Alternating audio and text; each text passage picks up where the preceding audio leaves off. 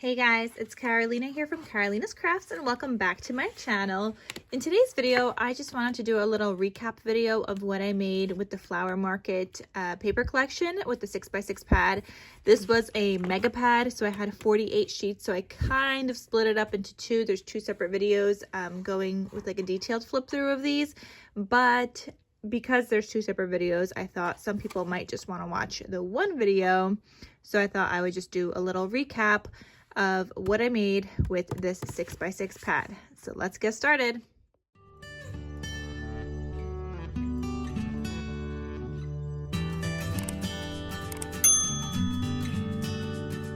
All right, first up, I was able to make 4 of these. I only have 3 to show because I accidentally already shipped one out, but I made 3 of these adorable journals. So they look like this, and this is where I used half of the paper. So I did use a good chunk to make 4 of these. This isn't even from the paper collection, not this folder, but anyway, this is from there, like the outside, the back, not this cut apart. This paper in here, not this one. I had some other cut aparts I found in my stash. None of these papers in this journal are from there, just like other bits I had in my stash. This cut apart is from the paper though. And then this is from the collection. I have a little index card like spot like this, so you could journal on it here. And then this flips open, and then all of this paper, like the background paper, is all from the collection. But yeah, I made 4 of these, you guys. So each one of these, I used about, I want to say like 5 to 6 sheets of paper. I used a lot. So it would have been like 6, but then I needed to like start saving some paper because I was starting to use a lot, and I still wanted half of the pad. So for some pieces, like this one is a full one here, but for the other ones I ended up using a scrap piece here for the pocket and then a scrap piece here to kind of like fill it in. But this one was like the full one, so I think might be the first one that I made like that. But yeah, they turned out really, really cute. And like I said, you could do 4 of these with half a paper pad. So if you just have the Flower Market with the 24 sheets instead of like the mega pad, you could make 4 of these. And I thought that was awesome, you guys. Like that was like a really great way to use up some of that paper. And then here's another one. Like I said, I can't share with you the other one because I already shipped it out. But they're all just like really cute and fun, and I love how they turned out, very like spring themed, and I just love it.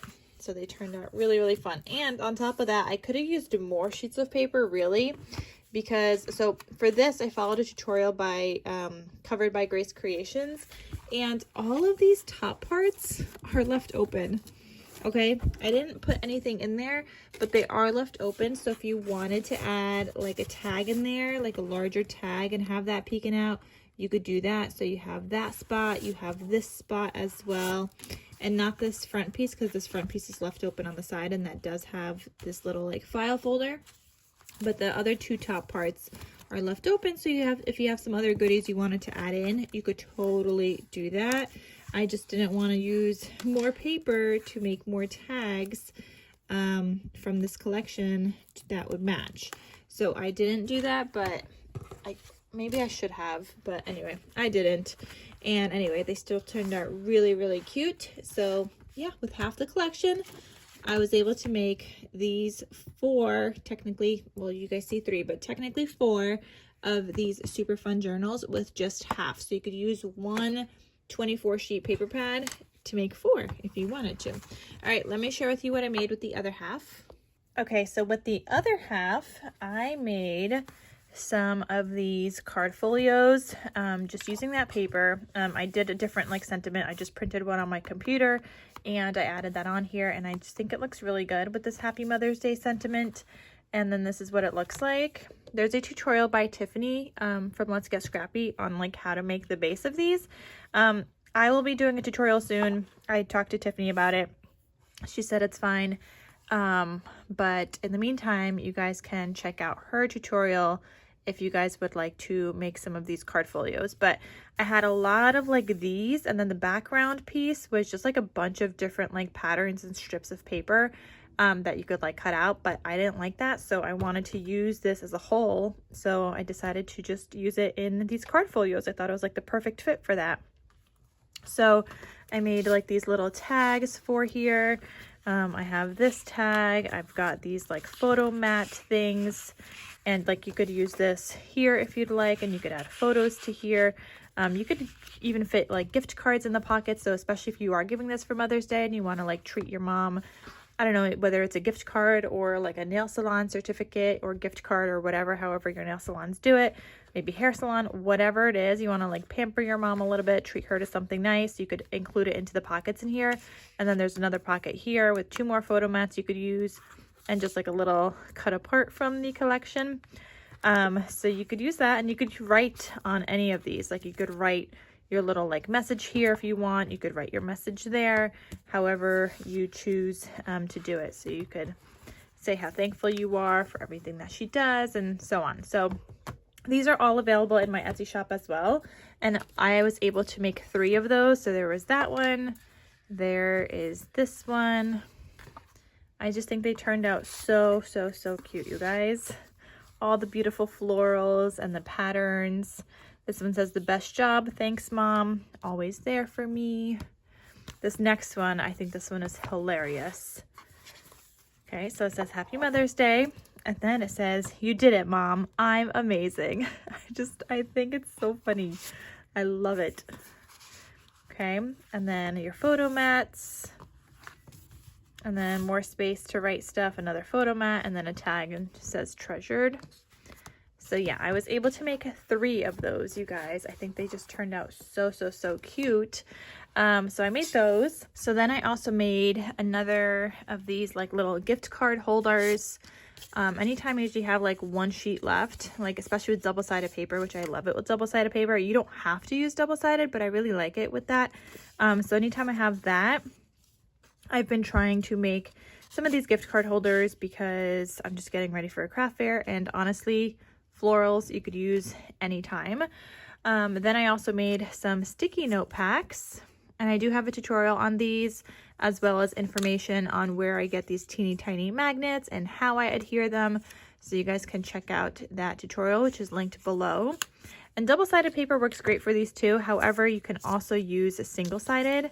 When I did like Christmas ones, I was just using scraps. So if they were single-sided, then some ended up being single-sided, and that's totally fine too. Obviously, double-sided looks really nice, but single-sided looks really good too. So there's that. I think these just turned out so cute. And look at that gemmie I found in my stash. So pretty. And then I also made this bookmark. Anytime I have like some other scraps, I try to think of like bookmarks and try to make those. So I think I have like maybe 4 or 5 now. I mean, I don't have a ton, but when I, have some scrappies and I think of a bookmark, I've been trying to just be more intentional about making some of these, because I mean, I think these would be good at a craft fair, even if I just sell it for like $1 or like 2 for $1, whatever it is. I'm basically just using scraps and a couple of scrappy stickers that I might have. So it's been a good way to do some of that. And like a lot of people read books, right? And even if you don't read books, I mean, they're good for even like notebooks, whatever, whatever you want. It doesn't have to be used as just like a bookmark. You could be used in a planner, kind of thing, like, And then the last, or actually second to last thing that I made are these little notebooks. And I made 6 of these, and these were so fun to make as well. Now these ones I have listed in my Etsy shop, but I was either thinking this one you could choose a sentiment, so you could either have it say "Hello Spring," or it could say "Happy Mother's Day." So I have them available in my shop. If you choose one of the sentiments, I'll glue it down before I send it to you. And yeah, so I'll glue it like nice in the middle. And I just think it looks so pretty, but I wanted to give you guys that option because it could honestly be used for either or. And if you wanted to include like a little booklet inside like your Mother's Day something, you could just tuck that in the pocket as well, if you wanted to get one of those. But these, you know, you could either do just like photos, you could use it as a little journal spot, kind of like things like that. And if you wanted to like punch out circles for photos, you could do probably like a 2-inch circle punch, I want to say. Definitely 1.5 fits with some space, so I'm thinking you could probably do a 2-inch, because I think you could do a 2-inch, especially if you have like a 2-inch punch or something, and you could use it as like a little brag book. Oh, okay, maybe not 2-inch, 1.5 inch, I guess, fits and works best, because that's what I punched out before, and that worked really well. But let me share with you one more time. I don't know what I did with my other circle that I punched out, but here is another one.